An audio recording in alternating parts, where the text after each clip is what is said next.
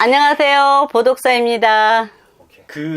이제 갑진년 하반기 끝자락에 네. 선생님도 이제 직업이 남들과 다른 특별한 직업을 가지고 계실 뿐이지 대한민국 또 어차피 국민으로 지금 살아가고 계신 거잖아요. 그렇죠. 근데 선생님의 직업을 조금 제가 이용을 해서 나라에 이제 점을 좀 한번 봐달라고 말씀드렸는데 예. 시끌벅적 하잖아요. 네. 이 서민들이 살아가는 데 그렇죠. 힘들고 이 대한민국 이제 부동산 부동산. 이 하반기부터 이제 하반기. 내년 일사년 시작을 하면은 이 부동산 전망이 좀 어떨까 좀 여쭤보고 싶거든요. 글쎄, 구군에 대해서 부동산에 물으시니까 일단 한숨부터 나옵니다. 쉽지 않을 거다. 쉽지 않죠. 네. 경제적으로 부동산 경기가 너무 흔들리니까 네. 어디다 포커스를 두고 서민들이 맞춰가야 될지 이게 상당히 불안하고 네. 또 집을 팔고자 하는 분은 어느 시기에 팔아야 되는지 그렇죠. 또 사고자 하시는 분들은 어느 시기에 사야 이게 적당한 시기에 사야 되는 건지.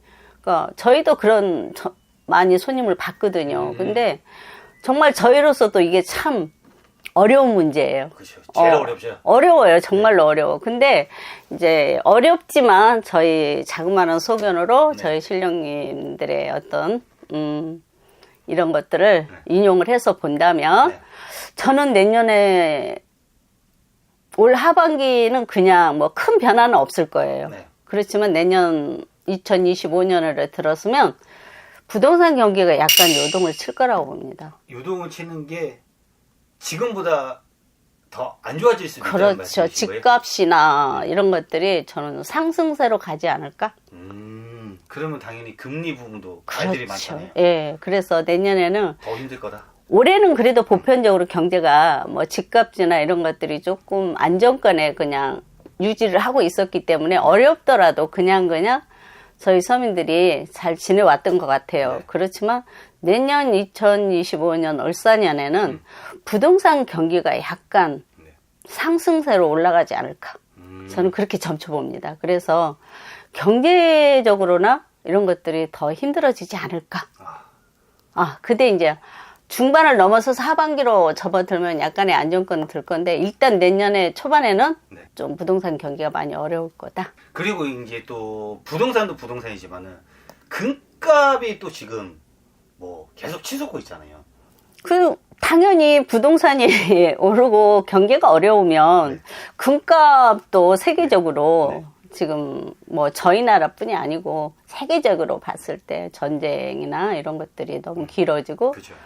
전쟁 이런 것들이 너무 반발을 하니까 당연히 금값은 더 올라간다고 봐야죠.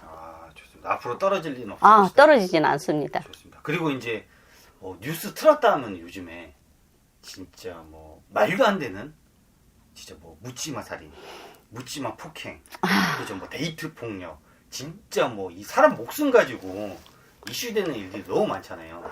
이런 일들이 계속 일어나면 안 되는 건데 이게 나라의 운이 안 좋아서 계속 이런 거예요? 그렇지는 않을 거라고 봅니다, 저는. 운하고는 상관이 없이, 물론 저희도 어떤 때는 밤에 이렇게 길을 가다가 이렇게 뒤에서 어떤 것들이 이렇게 느껴질 때 약간 불안을 느끼거든요. 네. 뭐, 지금 아까 우리 피디님 얘기했었지, 네.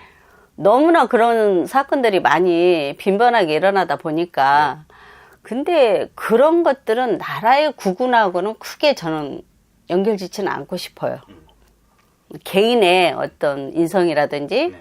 뭐 이런 걸로 인해서 그런 보복 심리, 내가 갖지 못한 거에 대한 가진 자에 대한 어떤 그런 보복 심리랄까? 저는 그렇게 보거든요. 그리고 데이트 폭력 같은 것도 저는 그렇게 봐요. 이거는 약간 개인들의 어떤 인성 문제. 네, 그거는 구군하고 저는 연결주고 싶지는 않아요. 이런 일들이 그러면은 그래도 네. 개인의 인성이지만은 앞으로 이런 일들이 계속 좀 더 심해지면 심해지지 나아지진 않을 거라고 봅니다. 좋습니다. 네. 그리고 이제 뭐 연말 끝자락 되면은 네. 항상 꼭 나라에 어떤 되게 큰 이슈들이 생기잖아요. 네. 뭐 어떤 뭐 행사나 어떤 모임이나 이런 데서 이제 큰 이슈들이 일어났는데 올 연말에도 조금 이런 이슈가 되는 일들이 벌어질까요?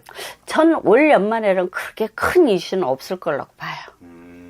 크게 일어나지 않을 거라고 봅니다. 아, 다행입니다. 너무 네. 다행입니다.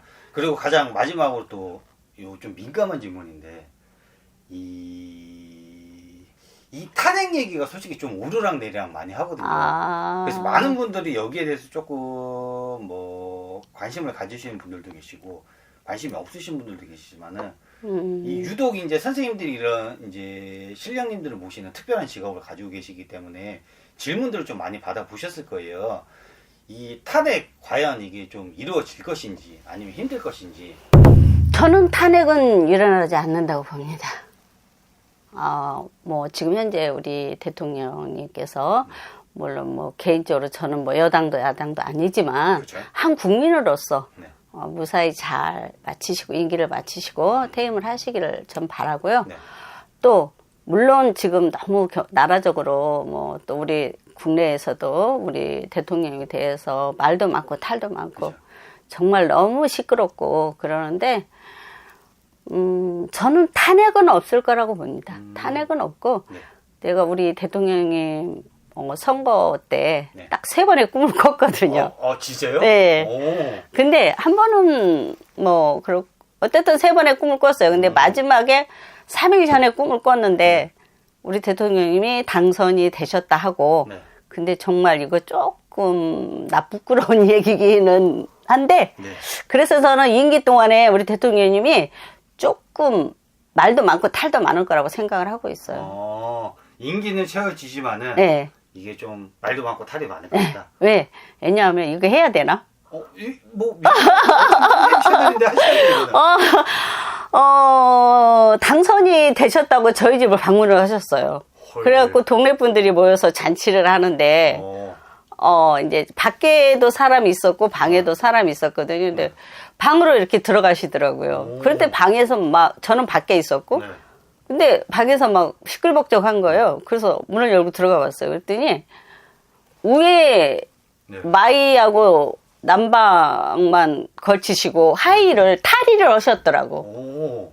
그래갖고 막 사람들이 막 그것 때문에 막 시끄러운 거예요. 네. 그래서 제가 이렇게 얼른 들어가면서 이렇게 어떤 보재기 같은 걸 갖고 와서 이렇게 가려드렸거든요. 네. 그래서 적극 그 꿈을 꾸고 있다가 3일 후에 당선 발표가 나셨거든요. 네. 근데 그래서 저는 그게 조금 약간 좀 구설도 많고 말도 많고 그럴 거라고 저는 짐작하고 있었어요. 그래서 그냥 어떨 때 저도 뉴스를 이렇게 잠깐 보면 네네. 항상 시끄럽잖아요. 그러면 그때 그 꿈이 생각을 하면서 그런 꿈이었구나. 그 꿈이 그 꿈이었구나. 네. 국군이라는 단어를 가지고 잠깐 이렇게 대화를 나눴는데 어쨌든 저희가 현실적으로 나라도 시끄럽고 모든 것들이 안정권에 들지 않고 있거든요. 그렇지만 저희는 또 힘든 속에서도 하루하루 살아가야 되는 게 저희 몫이고 또 저희가 해야 할 일이니까 다들 힘들고 어렵지만 힘을 내시고 또 용기를 가지시고 하반기 잘 마무리 주셨으면 감사하겠습니다. 여기까지 보덕사였습니다.